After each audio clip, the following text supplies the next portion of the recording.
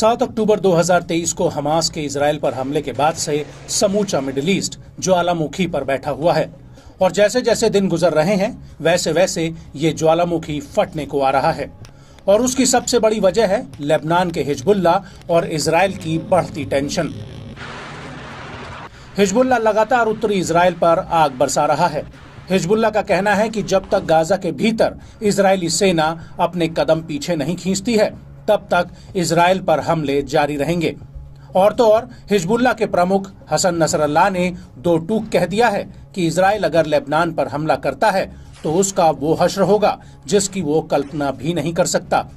और यही वजह है कि उत्तरी इजराइल पर हिजबुल्लाह हर एक सेकेंड, हर एक मिनट में हमले कर रहा है। यहाँ तक कि हिजबुल्लाह ने अपने जासूसी ड्रोन को भेजकर इजराइल की कई खुफिया सैन्य अड्डों की जानकारी भी जुटा ली है।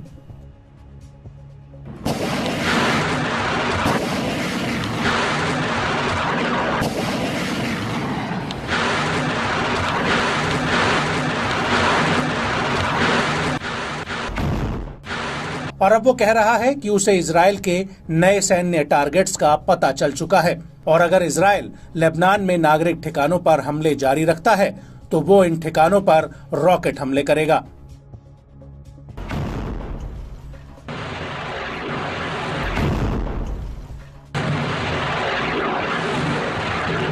जी हां, हिजबुल्लाह के प्रमुख हसन नसरल्लाह ने एक संबोधन के दौरान ये बात कही है। नसरल्लाह का कहना है कि गाजा में युद्ध इजराइल और लेबनान के बीच पूर्ण जंग को तब्दील कर सकता है। नागरिक ठिकानों पर लगातार हमले जारी रखने से हिजबुल्लाह उन सेटलमेंट्स पर रॉकेट हमले करेगा जिन पर पिछली बार हमला नहीं हुआ है। और इन हमलों को लेकर लेबनान की सरकारी मीडिया का कहना है कि 16 जुलाई को दक्षिणी लेबनान में आईडीएफ के एक हवाई हमले में 3 बच्चों समेत 5 नागरिकों की जान चली गई थी। इस हमले से एक दिन पहले ही आईडीएफ की एक और एयर स्ट्राइक में 3 नागरिकों की जान चली गई थी।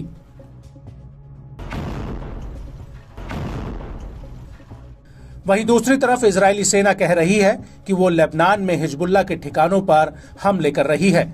मीडिया रिपोर्ट्स के मुताबिक 7 अक्टूबर 2023 से अब तक लेबनान में आईडीएफ के हमलों में 500 लोगों की जान चली गई है। इनमें से अधिकतर हिजबुल्लाह के लड़ाके हैं, लेकिन इनमें करीब 100 से ज्यादा नागरिक भी हैं जो मारे गए हैं। वहीं हिजबुल्लाह के हमलों में इजराइल के 17 जवानों की मौत हुई है जबकि 13 नागरिक मारे गए हैं। और हिजबुल्लाह का कहना है कि वो इजराइल के साथ युद्ध नहीं चाहता, लेकिन अगर इजराइल उसके ऊपर युद्ध थोपता है तो वो पीछे नहीं हटेगा। और पिछले 10 महीनों से चल रही जंग में इजराइल अब पीछे हट चुका है।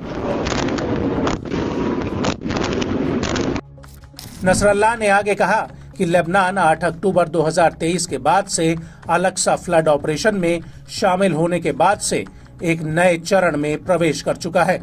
ये लड़ाई पूरे देश की है। हम यमन के हूती फ्रंट और इराक, सीरिया और ईरान के साथ खड़े हैं। 3 अरब देश इजराइल की आक्रामकता से सीधे पीड़ित हैं: फिलिस्तीन, लेबनान और सीरिया।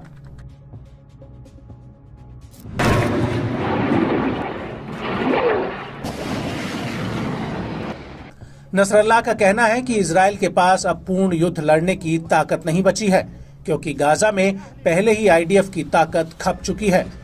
इजरायली सेना के पास टैंक तक कम पड़ गए हैं और अगर इजराइल के टैंक दक्षिणी लेबनान की तरफ आते हैं तो आपके पास टैंकों की कमी नहीं होगी बल्कि टैंक बचेंगे ही नहीं।